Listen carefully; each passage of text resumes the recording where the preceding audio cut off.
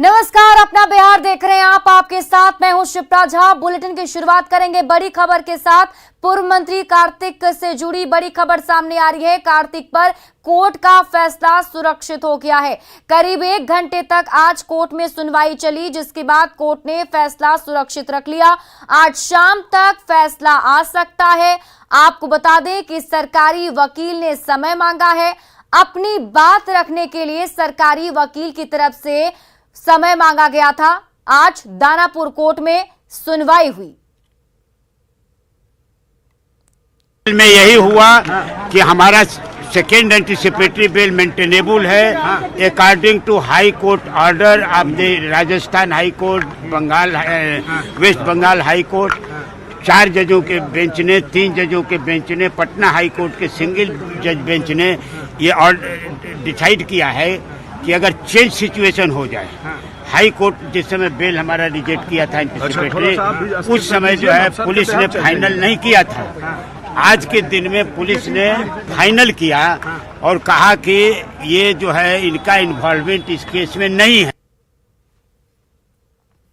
कार्तिक सिंह के मामले में आज दानापुर व्यवहार न्यायालय में लगभग 1 घंटा तक सुनवाई हुई और आप यहाँ पे देखिए कि पूरे कोर्ट में कार्तिक सिंह के बड़े संख्या में जो समर्थक हैं वो यहाँ पे शामिल रहे और लगभग 1 घंटे तक ये सुनवाई चली। और सुनवाई होने के बाद जो सरकारी वकील हैं उन्होंने समय मांगा और समय मांगने के बाद कहा कि इस मामले में बोलने के लिए थोड़ा समय चाहिए और जज ने कहा कि जो भी कहना है अगले शाम तक आप बातें अपने रख दें, क्योंकि आज शाम को ही जो है यह फैसला सुनाया जाएगा। तो उम्मीद की जा रही है कि शाम 4:30 बजे तक कार्तिक सिंह मामले में पूरी फैसला जो है वो आ जाएगा।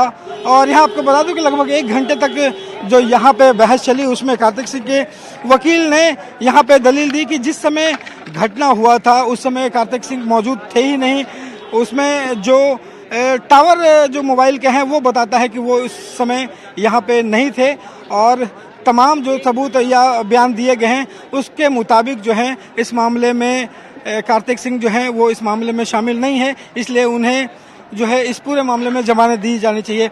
तमाम मुद्दों को जज ने सुना और शाम तक के लिए सुना। अपने जो फैसला है वो रिजर्व रखा है और माना जा रहा है कि शाम 4:30 बजे तक इस मामले में कोई भी फैसला आ सकता है। कैमरा पर्सन मनीष जुनेजा के साथ रवि एस नारायण, न्यूज़ 18 पटना। पूर्व विधि मंत्री कार्तिक कुमार ने खुद को बेकसूर बताया है और कहा कि मुझे गलत मामले में फंसाया गया है।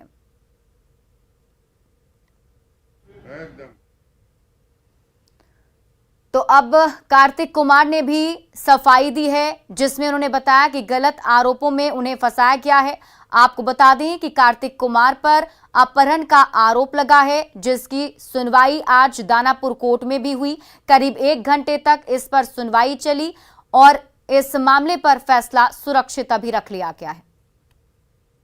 सर ये बताइए कि आखिर 15 दिनों के बाद ऐसी क्या नौबत आ गई कि आपको इस्तीफा देना पड़ा? देखिए 15 दिन से मतलब जितना ना भाजपा के लोग को हम पच नहीं रहे थे कि भूमिहार समाज से आरजेडी कोटा में मंत्री होना उनको अच्छा नहीं लग रहा था। इसलिए मीडिया ट्रायल हम करवा रहे थे और तरह तरह के आरोप हम पर लगा रहे थे। जबकि मैं कभी मेरा इतिहास जाकर देखिएगा तो मेरे बाबा सुनता सानी थे, मेरे पिताजी हाई स्कूल टीचर थे। हम 28 साल तक गवर्नमेंट में टीचर के रूप में काम किए हैं, शिक्षक के रूप में, और जमीन से जुड़ा हुआ लोग हैं। विधायक के साथ लोग जुड़ते हैं तो विधायक जी हमारे 17 साल से विधायक मोकामा से हैं और मोकामा मेरा घर है। मेरे उनके बड़े भाई मतलब वहाँ विधायक मंत्री रहे हैं 10-12 साल, तो उनके साथ भी मेरा संबंध रहा है। तो राजनीतिक संबंध तो उनसे है, उससे दो मत नहीं है। और इसको कौन रूप में लोग दिखाना चाहते हैं हमको समझ में नहीं आता है। लेकिन आरोप तो आप पर लगा है ना? तो आप बता रहे हैं कि आज तक 2015 के पहले मेरा 50-52 साल की उम्र में एक बार भी कोई केस मेरे ऊपर नहीं हुआ। उसके बाद भी कोई केस नहीं हुआ है। सिर्फ 2015 में एक केस में मेरा नाम जोड़ा गया, कब? जब FIR मेरा नाम नहीं है। 161 का होता है पुलिस के समक्ष बयान, उसमें मेरा नाम नहीं है। 9 महीना बाद 5 किलोमीटर घटनास्थल से दूर दिखाया जाता है कि एक गाड़ी में मास्टर साहब को भी दिखा गया है। तो उसका हम आवेदन दिए बड़े पदाधिकारी को, बड़े पदाधिकारी जांच करके और हमको निर्दोष साबित किए कि भाई इसमें इनका कोई संलिप्तता नहीं है। तो फिर मतलब हम लोग, कोरोना काल था, हम लोग मतलब निश्चिंत होकर बैठ गए कि भाई ठीक है भाई, मतलब निर्दोष करिए दिया है, कोई दिक्कत नहीं है। लेकिन कोरोना काल के टाइम में आदमी चिन्ह नहीं रहा था उस टाइम। लेकिन मतलब उसी टाइम संज्ञान लिया गया सब लोगों का, तो उसमें मेरा भी नाम आ गया संज्ञान में। तो लगा कि उसको कोर्ट के माध्यम से उस बात को हम रखेंगे, उसके पुलिस का अनुसंधान तो पूरा हो चुका है, तो कोर्ट में मतलब मेरा बात रखा हुआ था। लेकिन उसी को हम न्यायालय पर हमको पूरा भरोसा है, न्यायालय में हमको न्याय मिलेगा। और हम इसी बीच लगा कि भाई इतना ना मतलब लोग हाई तबाह मचा रहे थे बीजेपी के लोग, जिससे हमारा पार्टी का, हमारे माननीय नेता का छवि खराब हो रहा था, मेरा छवि धूमिल हो रहा था। हमको ऐसा लगा कि भाई मतलब पार्टी हित में माननीय मुख्यमंत्री जी, माननीय मुख्यमंत्री तेजस्वी जी, इन सबके कोई मतलब प्रतिष्ठा धूमिल नहीं हो, हमारा प्रतिष्ठा धूमिल नहीं हो, इसलिए हम अपना रिजाइनेशन देना उचित समझे। और इसी बीच पटना से बड़ी खबर सामने आ रही है। बीपीएससी परीक्षा पर बड़ा फैसला, सीएम की बैठक में बड़ा फैसला लिया गया है। एक दिन में एक ही पाली में परीक्षा होगी और पहले की तरह ही परीक्षा ली जाएगी।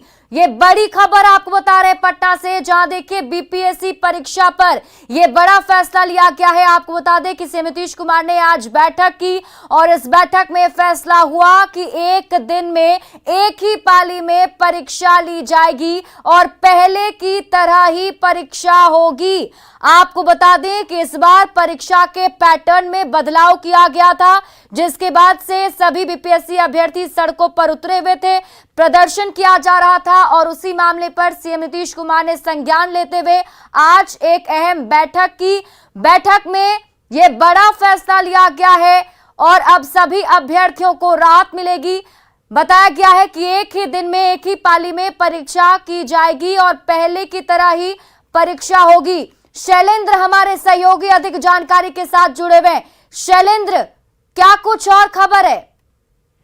देखिए, कल जिस तरीके से छात्रों ने आंदोलन किया और ये कहीं ना कहीं उसी का नतीजा है कि मुख्यमंत्री ने बैठक बुलाई और बैठक के पहले बिहार सरकार के जो अपर मुख्य सचिव हैं गृह विभाग के आमिर सुहानी, उन्हें और बीपीएससी के जो अध्यक्ष अतुल प्रसाद, उन्हें पूरी स्थिति की समीक्षा करने का निर्देश दिया था। और उसके बाद मुख्यमंत्री नीतीश कुमार के साथ एक अन्य मार्ग में इन अधिकारियों की बैठक हुई, जिसमें साफ तौर पर यह निर्णय लिया गया है कि पूर्व में जिस तरीके से एक दिन और एक पाली में परीक्षा ली जाती रही है, उसी तरीके से बीपीएससी की परीक्षा फिर से ली जाती रहेगी। मतलब पुराने तरीके से जो परीक्षा ली जाती थी, उसी तरीके से परीक्षा ली जाएगी। बीच में जो पेपर लीक का मामला सामने आया, उसके बाद बीपीएससी ने इसको लेकर के नियम में बदलाव किए और अलग अलग परीक्षा लेने की बात सामने आई और खासतौर पर उसमें परसेंटाइल का भी बात सामने आया, जिसका छात्रों ने लगातार विरोध किया। और कल जिस तरीके से लाठीचार्ज हुआ और उसके बाद छात्रों ने पटना शहर में बीपीएससी कार्यालय का जो घेराव किया, उसके बाद से परिस्थितियां बदली और मुख्यमंत्री ने देर शाम बैठक करने का निर्देश भी दिया था और पूरे हालात की समीक्षा करने का भी आदेश दिया था। और आज यह निर्णय मुख्यमंत्री नीतीश कुमार ने लिया है, तो कहा जा सकता है कि एक बड़ा निर्णय है और छात्रों की यह मांग रही थी, उस मांग के अनुरूप सरकार ने निर्णय लिया है। जी शैलेंद्र, एक बार फिर से आपसे समझना चाहेंगे, जो छात्र कल सड़कों पर उतरे थे, कई सारी मांगे थी उनकी, तो क्या माना जाए उनकी सभी मांगों को मान लिया गया है, उस पर मुहर लग गई है? देखिए, छात्रों की कई मांगे थी, लेकिन उसमें सबसे प्रमुख मांग यह थी कि परीक्षा जो है अलग अलग नहीं लिया जाए, एक ही साथ सभी जो भी परीक्षार्थी हैं उनका परीक्षा लिया जाए, और यह प्रमुख मांग थी। और इसी को लेकर के जिस तरीके से कल लाठीचार्ज हुआ, कई आरोप प्रत्यारोप भी हुआ उसके बाद, और मुख्यमंत्री नीतीश कुमार ने अधिकारियों को निर्देश दिया था कि इस पूरे मामले की समीक्षा की जाए कि आखिर इस मामले में क्या किया जा सकता है और छात्रों की जो मांग है उस मांग के अनुसार सरकार क्या कार्रवाई कर सकती है। और सुबह से ही यह मंथन का दौर अधिकारी आपस में कर रहे थे, तमाम जिलों में हर जगह से रिपोर्ट मंगाई गई और उसके बाद यह निर्णय लिया गया कि जिस तरीके से पहले लोक सेवा आयोग की जो प्रारंभिक परीक्षा थी वो पूर्व में जैसे एक दिन और एक पाली में ली जाती। चलिए, बहुत बहुत शुक्रिया तमाम जानकारी के लिए शैलेंद्र। बांग्लादेशी घुसपैठियों का फैलता जाल,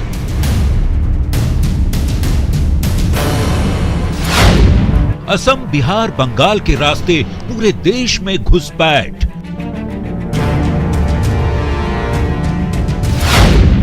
फेक आधार कार्ड से इंडिया में एंट्री,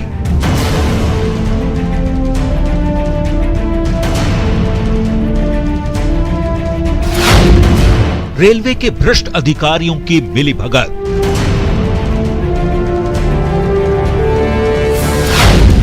रेलवे के जरिए कोने कोने में फैले घुसपैठिए।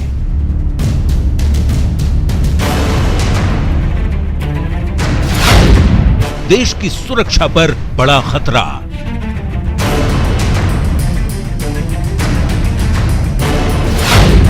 घुसपैठ पर न्यूज 18 का बड़ा खुलासा।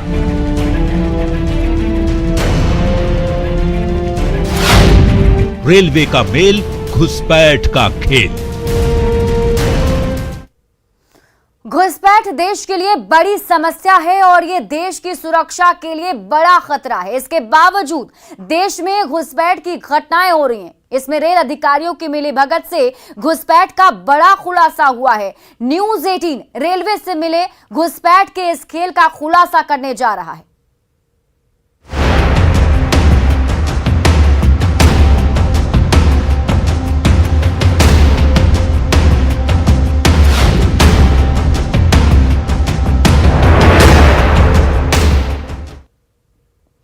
जी हाँ, और इस खुलासे में सबसे पहले हम आपको तस्वीर दिखाएंगे, जिस तस्वीर को देखकर आप समझ पाएंगे कि कैसे इसकी जानकारी जो है वो निकलकर सामने आई। आप अपने टीवी स्क्रीन पर जिन लड़कियों को देख रहे हैं, ये वो 6 लड़कियां हैं जो बांग्लादेश रिफ्यूजी कैंप से भागकर निकली हैं और 2 दलालों के साथ भारत पहुंच गईं। रेलवे इंटेलिजेंस की सूचना पर इन लड़कियों को 2 दलालों के साथ गिरफ्तार किया गया। न्यूज 18 ने जब इन लड़कियों और दलालों के बारे में तहकीकात शुरू की तो चौंकाने वाले तथ्य सामने आए। कुछ ऐसे फेक आईडी कार्ड न्यूज 18 के हाथ लगे हैं जिनके सहारे कुछ रोज पहले भी दर्जनों बांग्लादेशी घुसपैठियों ने भारत में एंट्री ली थी। इन फर्जी कार्ड के जरिए भारत में घुसकर इन्होंने रेलवे के टिकट लिए और ये बिहार, असम और बंगाल के रास्ते पूरे भारत में फैल गए। फर्जी आईडी कार्ड का खेल इस तरह का हो रहा है कि एक ही नंबर के कई आधार कार्ड अलग अलग नाम से बन गए हैं। हद तो इस बात की है कि घुसपैठियों को अपने पिता के नाम तक की जानकारी नहीं है और पिता का नाम बताने के लिए इन्हें आई कार्ड देखना पड़ रहा है। ऐसे कुछ लोगों का वीडियो भी न्यूज 18 के हाथ लगा है जो ट्रेन में यात्रा के दौरान फेक आईडी होने के कारण जांच के दायरे में आए हैं, लेकिन रनिंग ट्रेन में टिकट निरीक्षक के पास ऐसे पहचान पत्रों के वेरिफिकेशन की तकनीकी सुविधा नहीं है, जिसके कारण इन लोगों को मामूली सजा देकर छोड़ दिया जाता है। सूत्रों का कहना है कि इन बांग्लादेशी घुसपैठियों को देश के कोने कोने में फैलाने का काम रेलवे की मिली भगत से अंजाम दिया जाता है। भारत में रेलवे अधिकारियों की मिली भगत से बांग्लादेशी घुसपैठ हो रहा है। न्यूज़ 18 के हाथ कुछ ऐसे सबूत लगा है जिसके सहारे हम ये बात कहते हैं। लेकिन उससे पहले ये तस्वीर ज़रा देख लीजिए। ये कटिहार जंक्शन की तस्वीर है और इसमें हाल के दिनों में ही 6 बांग्लादेशी लड़की जो बांग्लादेशी कैंप से भाग कर रही है और उन्हें पकड़ा गया था। इसके बाद एक बड़ा खुलासा न्यूज़ 18 के हाथ कुछ इस तरह का लगभग दर्जनों फेक आधार कार्ड लगा है, जिसके सहारे हम ये साबित करने की कोशिश कर रहे हैं जो फेक आई कार्ड के आधार पर बांग्लादेश से गुपचुप तरीके से बॉर्डर पार करके खासकर आसाम के इलाके तक बांग्लादेशी नागरिक पहुंच जाते हैं। उसके बाद ये लोग अलग अलग तरीके से अलग अलग ट्रेनों में भारत के अलग अलग शहरों में पहुंचते हैं और इन आधार कार्डों का इस्तेमाल जब ये लोग टिकट बनाते हैं उसके लिए इस्तेमाल किया जाता है। समय समय पर रेलवे इस तरह की जांच चलाता है, जो टिकट एजेंसियों की जांच होता है। लेकिन जो दुखद पहलू ये है, रेलवे के जो ट्रेन में जो टिकट निरीक्षक रहते हैं उनके पास इन आधार कार्डों की सत्यापन वेरिफिकेशन का कोई उपाय नहीं रहता है, जिस कारण ऐसे जो लोग हैं, ऐसे जो घुसपैठी है, वो धोखा देकर बचते निकलते हैं। हाल के दिनों में जो ये चर्चा भी उठी है कि घुसपैठ इस देश के लिए एक बड़ा खतरा है, लेकिन फिर भी ये उदासी अपने आप में कई सवाल पैदा करता है। और एक बात जो बड़ा बात सामने आया है, कहीं ना कहीं इसमें रेलवे अधिकारियों की मिली भगत है, क्योंकि ऐसी जो टिकट है ये कई बार इस तरह से अपग्रेड हो जाता है या इन लोगों को अपग्रेड करवाया जाता है। मजदूरी के बहाने से बड़ी संख्या में लोग आसाम और बिहार के रास्ते देश के अलग अलग इलाकों में पहुंच रहे हैं। निश्चित तौर पर इसके लिए जो सुरक्षा एजेंसी है उसे सचेत होने की ज़रूरत है और रेलवे अधिकारी जो खासकर ट्रेन के निरीक्षक हैं उन लोगों को ऐसा इक्विपमेंट्स प्रोवाइड होना चाहिए जिसके सहारे इस फेक आधार कार्ड के आधार पर जो यात्रा हो रहा है, जो घुसपैठी देश के अलग अलग इलाकों में पहुंच रहे हैं, उस पर भी रोक लग सके। सुब्रत, न्यूज़ 18 कटिहार। देखिए, जो फेक टिकट है हमारा एक स्टैंडर्ड प्रोसीड्योर है चेकिंग का, और हमारा यूटीएस और पीआरएस के डेटाबेस है, उससे हम लोग फेक टिकट को चेक कर लेते हैं। और रही बांग्लादेश से जो आने का, ये रेलवे का मैटर नहीं है, इस पर मैं ज़्यादा कुछ नहीं बोल सकता हूँ। जो जितनी भी भारत सरकार ने आईडी का प्रबंध किया है, आधार कार्ड है, पैन कार्ड है, ड्राइविंग लाइसेंस है और एक्स्ट्रास है, वो हम लोग अगर डाउटफुल होता है तो हमारे जो टीटी हैं वो उसको चेक करते हैं। और कटिहार से संवाददाता सुब्रत गुहा हमारे साथ लाइव जुड़े हुए हैं। सुब्रत, क्या जानकारी है? जिन 6 लड़कियों को पकड़ा गया था उन्हें अभी कहां रखा गया है और क्या उनसे पूछताछ में कुछ बातें और निकलकर सामने आ पाई?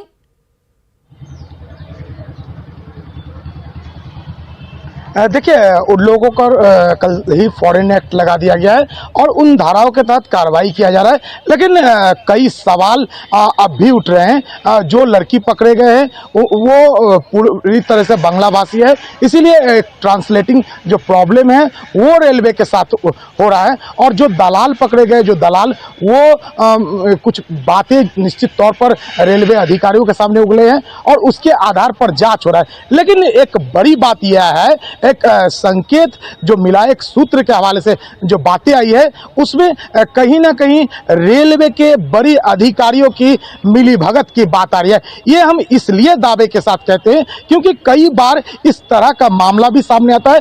टिकट अपग्रेड का प्रोसेस तो अपने आप होता है, लेकिन इन लोगों को टिकट अपग्रेड करवाने के लिए जो पैरवी होता है वो बड़े अधिकारियों का होता है। तो आप समझ सकते हैं कहीं ना कहीं एक बड़ा चेन है और इस चेन के सहारे ये जो पूरा रैकेट है ये खेला जा रहा है। और आपको ये एक गंभीर विषय है क्योंकि अब तक खासकर बंगाल और बिहार का ये इलाका है और दोनों राज्य सरकार दावा करते रहा है कि इस इलाके में घुसपैठ नहीं हुआ है, लेकिन आसाम के कुछ इलाके के साथ साथ ये जो सीमांचल कटिहार, पूर्णिया, किशनगंज, अररिया और उत्तर बंगाल में किस तरह घुसपैठ हो रहा है, ये अपने आप की एक तस्वीर है। न्यूज़ 18 के हाथ फिर से एक बार वो दिखा रहा है। ये जो फर्जी आधार कार्ड है, ये अधिकतर आधार कार्ड किशनगंज के पते पर है और जब इसका वेरिफिकेशन किया जाता है ऐसे पते पर कोई लोग मौजूद नहीं होते,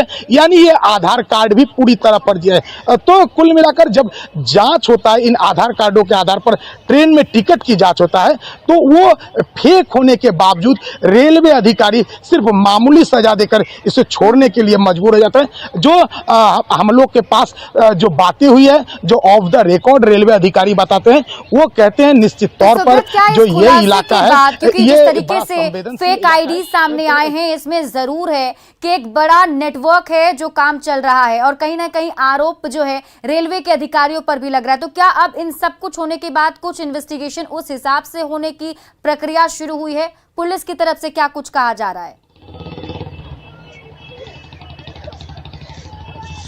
जी, निश्चित तौर पर पूरे भारत में यह सिर्फ चर्चा था, लेकिन पहली बार इस इलाके से न्यूज़ 18 अपने प्रूफ के साथ इसका खुलासा कर रहा है और उम्मीद है कि भारतीय रेलवे संवेदनशील रहा है, अक्सर खासकर सुरक्षा के मानक के लिए संवेदनशील है और इस खुलासे के बाद इस पर निश्चित तौर पर कार्रवाई होगी। और एक बड़ी बात जो बार बार कहना चाहते हैं, जानकारी के लिए सुब्रत।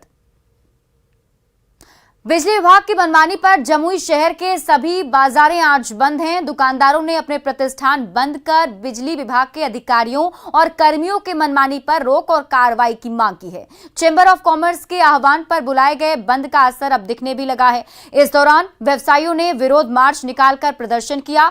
आपको बता दें कि स्मार्ट प्रीपेड मीटर में गड़बड़ी के अलावा बिजली मीटर की जांच के दौरान विभाग के अधिकारियों पर मनमानी और प्रताड़ित कर झूठे मुकदमे में फंसाने का का आरोप लगाते हुए बंद बुलाया गया है।